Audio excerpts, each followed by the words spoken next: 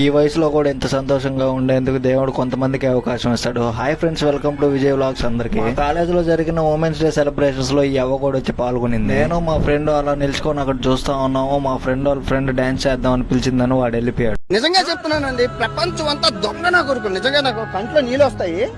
దొంగ నా కొడుకులండి, దొంగ ఎవరిని నమ్మడానికి వీల్లేదు. ఇక డాన్సుల విషయానికి వస్తే ఎవరి కాడు తగ్గట్లేదు, మీరే చూసేయండి.